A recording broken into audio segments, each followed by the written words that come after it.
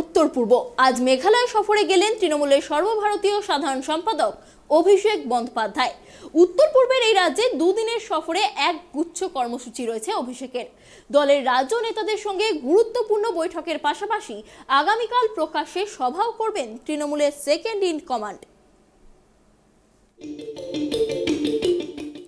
পঞ্চায়েত ভোটের আগে ময়দানে ঝাঁপিয়ে পড়তে পুরোদমে প্রস্তুত রাজ্যের শাসক দল। ব্লকে ব্লকে চলছে তোড়জোড়। ত্রিস্তর পঞ্চায়েতে ফের ঘাসফুল ফোটাতে শীর্ষ নেতৃত্বেরও নির্দিষ্ট পরিকল্পনা রয়েছে। জেলায় জেলায় ঘুরে কর্মী সমর্থকদের চাঙ্গা করা, ভোট নিয়ে পরামর্শ দেওয়ার মতো গুরু দায়িত্বের কাজে সামিল দলের সর্বভারতীয় সাধারণ সম্পাদক অভিষেক বন্দ্যোপাধ্যায়। তবে সেই কাজে নামার আগে অভিষেক মেঘালয় সফরে যাচ্ছেন বলে সূত্রের খবর। অভিষেক বন্দ্যোপাধ্যায় 17 তারিখ অর্থাৎ আজ যাচ্ছেন মেঘালয় সফরে। 17 এবং 18 নভেম্বর তার শিলংয়ে থাকার সম্ভাবনা রয়েছে বলে সূত্রের খবর। উত্তর পূর্বের ছোট রাজ্যে শাখা বিস্তার করছে তৃণমূল। প্রাক্তন মুখ্যমন্ত্রী মুকুল সাংমা সদল বলে যোগ দিয়েছিলেন ঘাসফুল শিবিরে। অভিষেক আগেও একাধিকবার দলীয় নেতাকর্মীদের সঙ্গে দেখা করতে শিলং গিয়েছিলেন।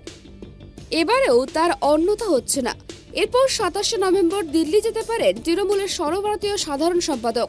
27 ও 28 নভেম্বর তার দিল্লিতে থাকার সম্ভাবনা। ওই সময় সম্ভবত সংসদের শীতকালীন অধিবেশন চলবে। সেখানে যোগ দিতে অভিষেকের দিল্লি সফর বলেই মনে করা হচ্ছে।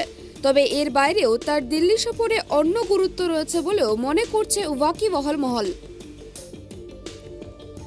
Bureau report, tribe TV.